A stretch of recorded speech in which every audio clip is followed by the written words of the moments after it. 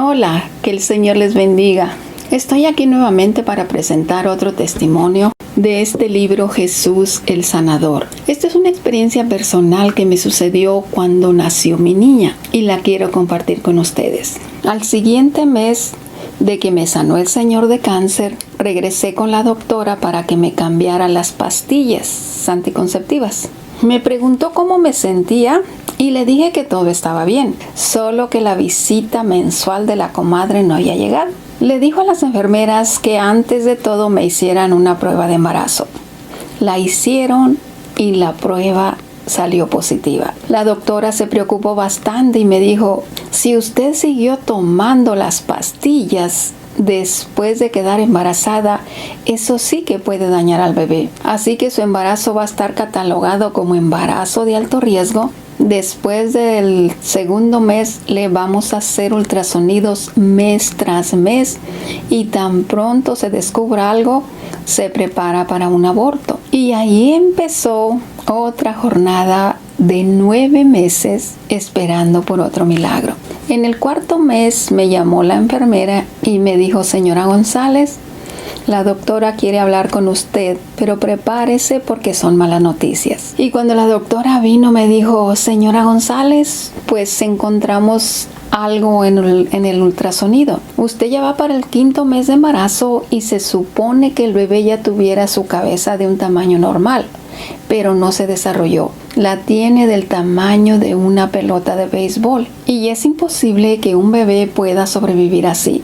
Así que le hicimos una cita a otro hospital para comprobar eso y si eso es así, ellos mismos le van a programar su aborto. Hable con su esposo y tiene su cita la próxima semana. Nuevamente allí me puse a clamar al Señor. Le llamé a las hermanas de la célula y me dijeron que ellas iban a hacer cadena de ayuno y oración durante esa semana. Que yo no ayunara, simplemente me la pasara tranquila y cuidándome lo más que pudiera. Pero yo me la pasé llorando toda esa semana y clamando al Señor. Y gracias a Dios el Señor ahí hizo otro milagro. El tiempo siguió pasando. En el 7º mes tuve un sueño que me impresionó muchísimo. Le llamé a las hermanas, fui a la célula y les conté que había tenido un sueño muy feo. Todas se pusieron a orar y a reprender y me dijeron que no aceptara nada que no fuera de Dios. Bueno, pues yo traté de hacer eso. Como pude lo rechacé, lo borré de mi mente. Pero entrando el 8º mes, aquel sueño se repitió. Y nuevamente me puse a orar y a reprender y a rechazar todo aquello. Y lo volví a hacer a un lado. Pues entrando el 9º mes, 15 días antes de ir al hospital, aquel sueño se repitió. Entonces ahí entendí que no era un sueño del diablo, sino que era un sueño de parte de Dios avisándome que algo me iba a pasar en ese hospital. Y el sueño se trataba de esto. Sentía una sensación como que me caía un vacío. Al instante que yo reaccionaba, no podía abrir los ojos, sino que me mostraban pantallas gigantes con puras escenas de hospital que obviamente yo había visto en la televisión de películas, con puras escenas de hospital. Entonces miraba la pantalla, una pantalla gigante y miraba una escena y cuando yo me fijaba a ver qué era, la quitaban inmediatamente. Volvían a poner la misma escena, pero en la segunda vez que la ponían era yo la que estaba ahí. Y yo me impresionaba muchísimo. Y la última escena, eso lo vi en una película, era una pared grande con muchos cajones de fierro grandes y los abrían. Y en esos cajones estaban los cuerpos de las personas muertas, cubiertos con algo. Y en la segunda vez que pusieron esa escena, cuando le destaparon la cara, era yo la que estaba ahí. ¿Ustedes creen que no me iba a asustar? Por eso yo tenía tanto miedo. Y esas imágenes no se podían borrar de mi mente. En una ocasión un pastor dijo que cuando un sueño, una visión o una palabra se te repite 3 veces, eso tiene el sello divino, Padre, Hijo, Espíritu Santo, y es el 100% seguro que se va a cumplir. Entonces, la única conclusión que saqué, pues era que me iba a morir. ese sueño no tenía otra interpretación. Así lo acepté y empecé a vivir esos días como si fueran los últimos días de mi vida. Y es algo interesante, pero a la vez absurdo, porque cuando tú sabes que se llegó el fin de tus días, es donde realmente le encuentras el sentido a la vida. Es donde tú te pones a pensar, ¿y qué hice con mi vida? Yo no había hecho absolutamente nada.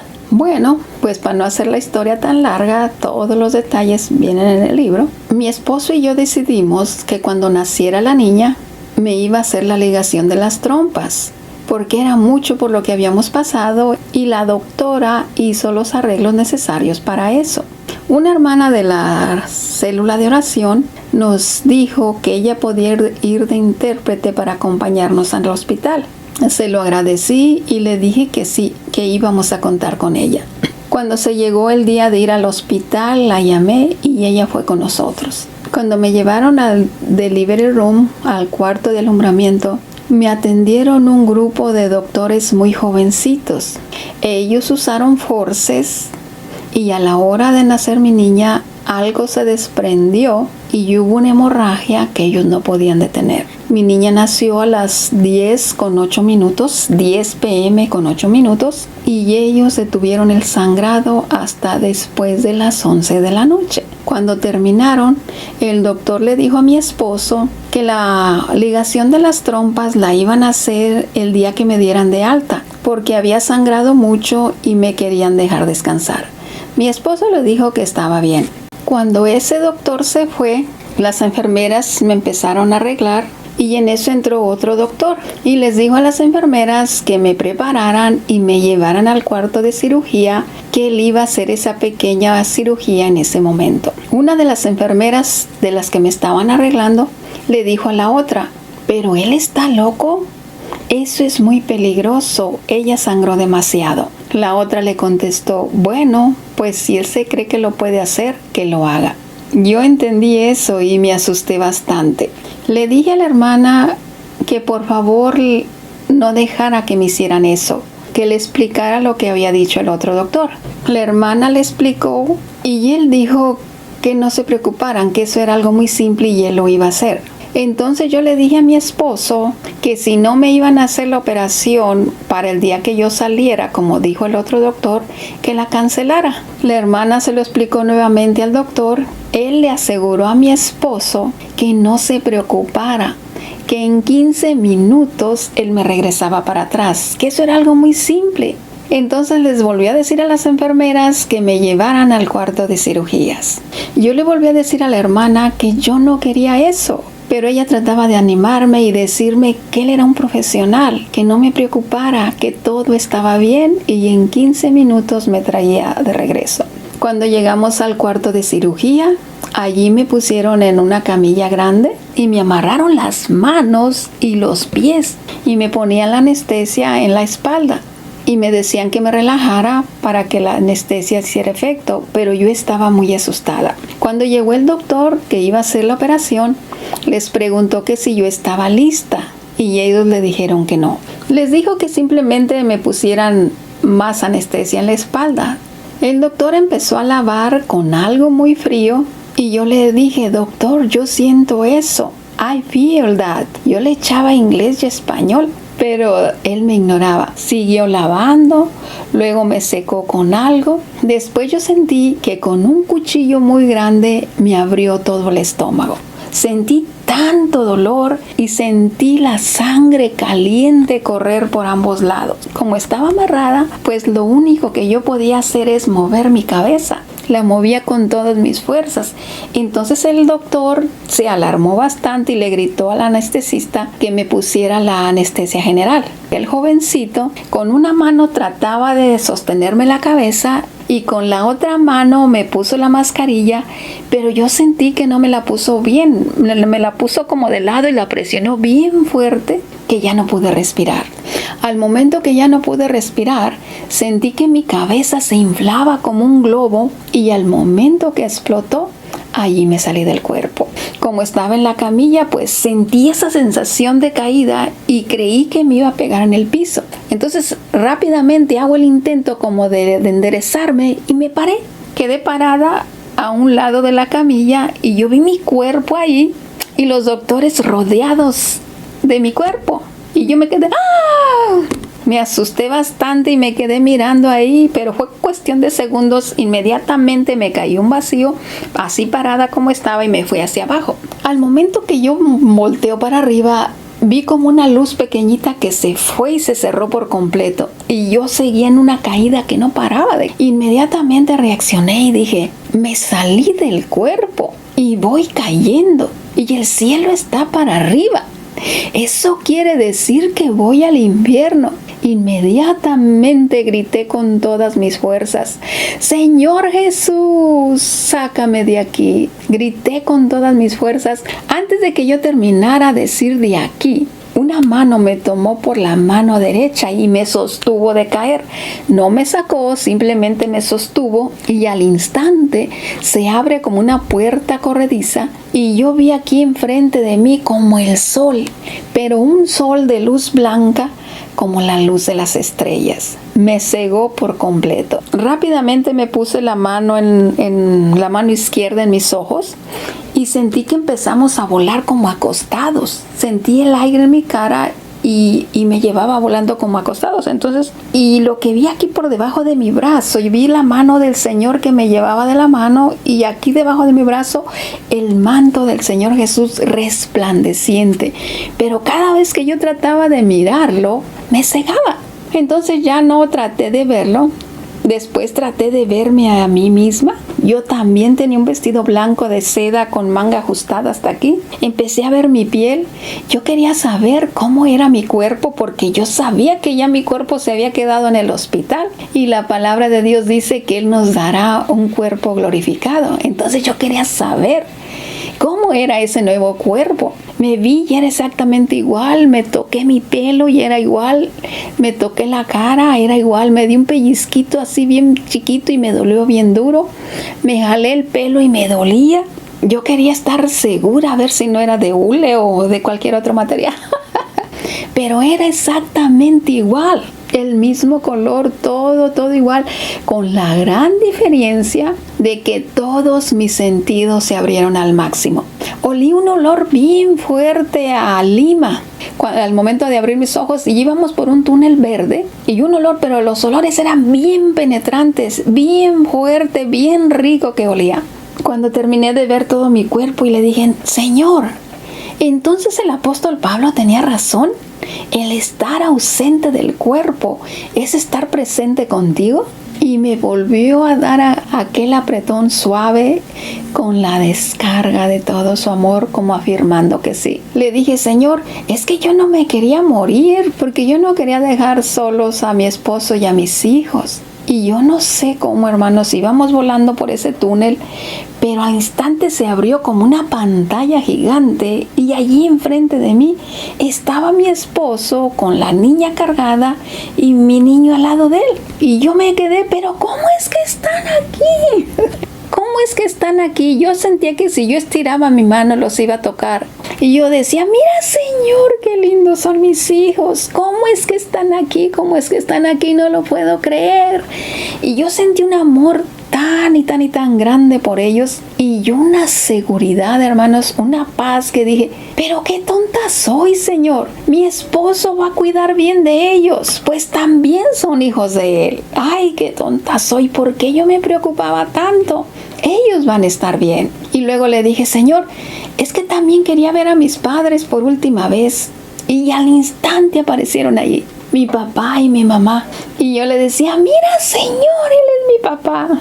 Como si el Señor no lo supiera. Y allí estaban los dos. Me dio tanta alegría verlos allí.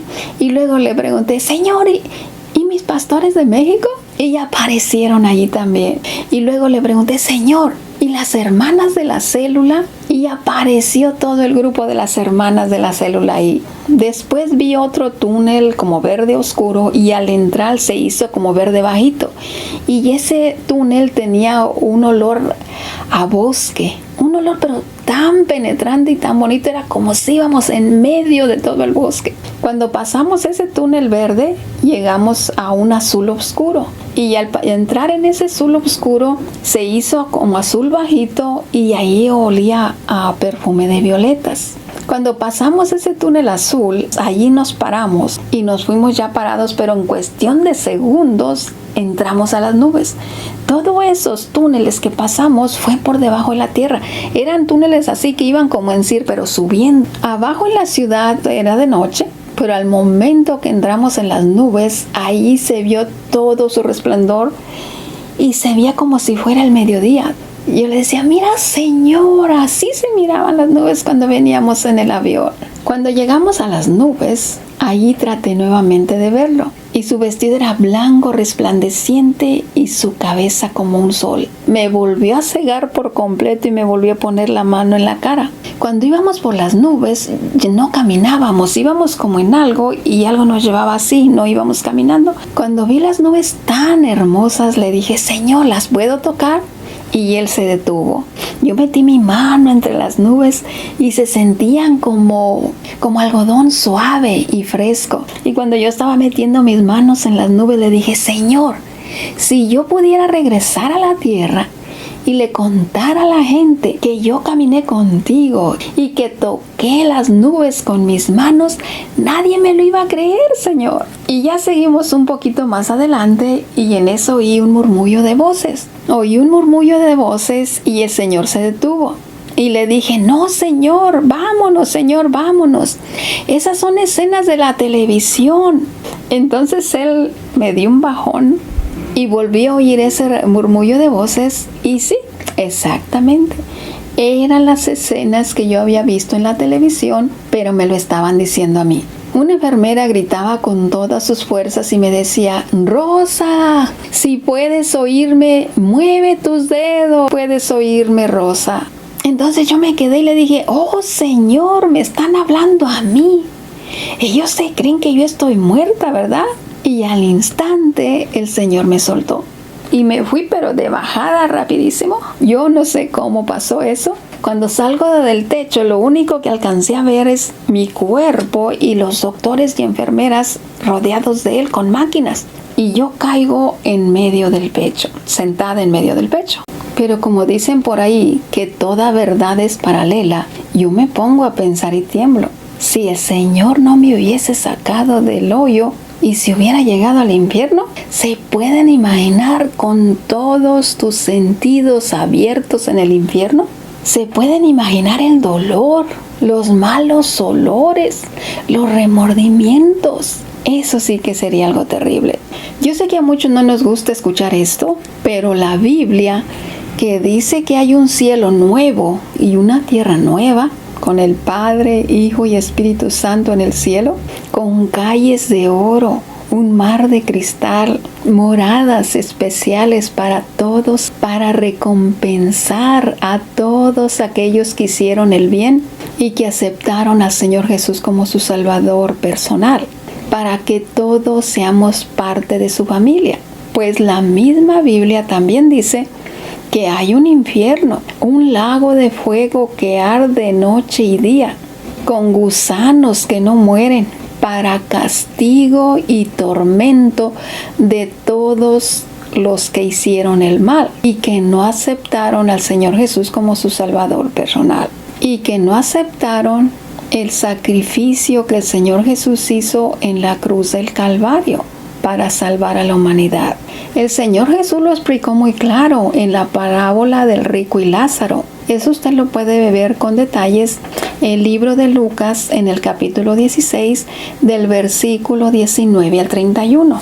Yo quisiera hacer un poquito conciencia de esto, de la vida después de la muerte. Con esta experiencia yo pude entender que la vida después de la muerte es más real que la vida misma que estamos viviendo aquí ahora. Cuando tú te recuerdas aquí de las cosas pasadas, las recuerdas vagamente, pero cuando tú te recuerdas allá de las cosas pasadas, aparecen allí en forma corporal y todos tus sentidos se abren al máximo. Tú puedes ver, tú puedes oler, tú puedes tocar. Todos, absolutamente todos tus sentidos se abren al máximo. Así que está en nuestras manos decidir por nosotros mismos a dónde es que queremos pasar la eternidad. También me di cuenta que todo lo que dice la palabra de Dios es real y verdadero. Todo lo que dice la palabra del Señor estaba ahí. Yo vi al Señor Jesús, sentí el calor de su mano, vi su mano, el cielo, todo era real. Así que por favor, tomemos las cosas de Dios en serio y preparémonos para encontrarnos con nuestro Padre, Jehová, Dios de los ejércitos, con nuestro hermano mayor, el Señor Jesucristo, y con el Espíritu Santo. ¿Y qué hacer para no ir a ese lugar del infierno? El apóstol Pablo lo explicó muy claro en Romanos 10, del 9 al 10 y el versículo 13. Se los voy a leer un poco, pero lo pueden leer con todos los detalles en su Biblia, en sus casas. En Romanos dice que si confesares con tu boca que Jesús es el Señor y creyeres en tu corazón que Dios le levantó de los muertos, serás salvo, porque con el corazón se cree para justicia, pero con la boca se confiesa para salvación. Porque todo aquel que invocare el nombre del Señor Jesús será salvo. Allí está todo. Con tan solo aceptar el sacrificio que el Señor Jesús hizo en la cruz del Calvario por ti y por mí, y cumplir sus mandamientos, volvernos de los malos caminos para hacer el bien, eso nos convierte en parte de su familia y listos para ir a pasar la eternidad con ellos en el cielo. En Apocalipsis 1 del 17 al 18 dice: y el que vivo y estuve muerto, mas he aquí que vivo por los siglos de los siglos. Amén. Y tengo las llaves de la muerte y del Hades, o sea, del infierno.